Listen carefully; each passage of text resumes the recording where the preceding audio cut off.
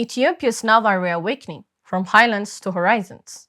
In the highlands of Addis Ababa, where the mountains kiss the sky and trade routes trace millennia of history, a new chapter is unfolding. Ethiopia, long defined by its landlocked geography, has inaugurated its naval headquarters, a bold declaration of maritime ambition. For Addis Ababa, this decision is more than symbolism. It's a recalibration of national security, trade, and regional presence. But will it materialize as a force for economic revival or spark new frictions in the Horn of Africa's turbulent waters? From past access to the Red Sea to today's naval command, Ethiopia's re-entry into maritime strategy reflects both necessity and vision. Yet it must also navigate regional sensitivities, resource constraints, and shifting geopolitical currents. Hi, I am Samia Mohammed, and this is Analytica Today. On September 6, 2025, Ethiopia officially inaugurated its naval headquarters, signaling the revival of maritime strategy decades after losing direct access to the sea in 1993.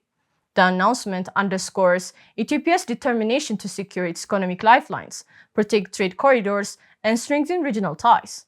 Prime Minister Abiy Ahmed has consistently presented access to the sea as a matter of survival, linking it to Ethiopia's sovereignty and prosperity. This inauguration is not just about military capacity, it's about Ethiopia's place in a region where ports, shipping lanes, and alliances define power. This analysis explores the strategic, economic, and diplomatic dimensions of Ethiopia's naval rebirth and what it means for the Horn of Africa. Ethiopia's landlocked status has long been described as its Achilles heel. Since Eritrea's independence in 1993, Addis Ababa has relied on Djibouti for over 90% of its maritime trade. While this partnership has been stable, it has also exposed Ethiopia to vulnerability with port fees, bottlenecks, and external leverage shaping its economic lifelines. The new naval headquarters reflects a pivot from dependence to preparedness. By establishing naval capabilities, Ethiopia signals that it will no longer remain a passive bystander in the geopolitics of regional waters. This move mirrors global patterns where states without direct coastlines still maintain maritime forces to protect overseas trade and project influence. Yet it also raises practical questions.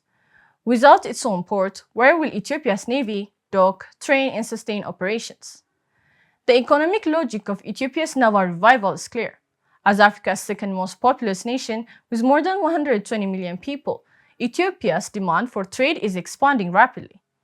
The government projects that import and export volumes will double in the next decade, driven by industrialization and consumer growth.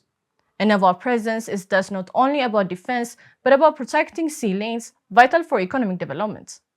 Piracy in the Gulf of Aden, instability in Somalia, and competition over Red Sea ports underscore the vulnerabilities of trade routes. Ethiopia's navy, even in its formative stage, is designed to act as a deterrent, a protector of national assets, and a negotiator of maritime partnership. But capacity building requires time, investment, and access agreements with coastal neighbors, a delicate balancing act in a volatile region. Diplomatically, the naval headquarters adds weight to Ethiopia's maritime negotiations. Talks with Eritrea over Assab, with Somaliland over Berbera, and with Djibouti over expanded ports access now unfold in a new context. Ethiopia is no longer purely landlocked petitioner, but an emerging naval actor. This could shift leverage in regional bargaining. Already, the Ethiopia-Somaliland Memorandum of Understanding in January 2024, which included port access and naval cooperation, highlighted Addis Ababa intent to blend military and economic strategies. Yet these moves carry risks. Neighboring states may view Ethiopia's naval ambitions with suspicion, fearing encirclement or expansionist designs.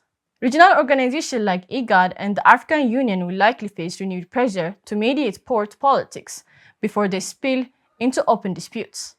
For Ethiopia, the challenge will be to frame its naval strategy not as a threat but as a shared security investment for the region. The symbolism of a naval headquarters in Ethiopia is profound.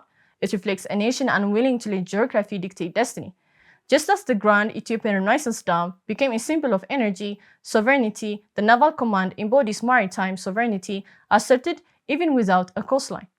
This narrative plays well domestically, where public sentiment often links access to the sea with national dignity. Internationally, it projects Ethiopia as a rising power willing to challenge the structural constraints imposed by history. Yet symbolism must be matched by substance. Naval fleets require vessels, training, logistics, and alliances, all of which demand resources that Ethiopia, amid economic strain, may find difficult to mobilize. Still, by inaugurating the headquarters now, Addis Ababa stakes its claim in the maritime future of the Horn of Africa, setting the stage for deeper integration or sharper contestation. The inauguration of Ethiopia's naval headquarters is more than a military event, it's a statement of intent. From securing trade routes to negotiating port access, it marks a pivotal turn in Ethiopia's strategic posture.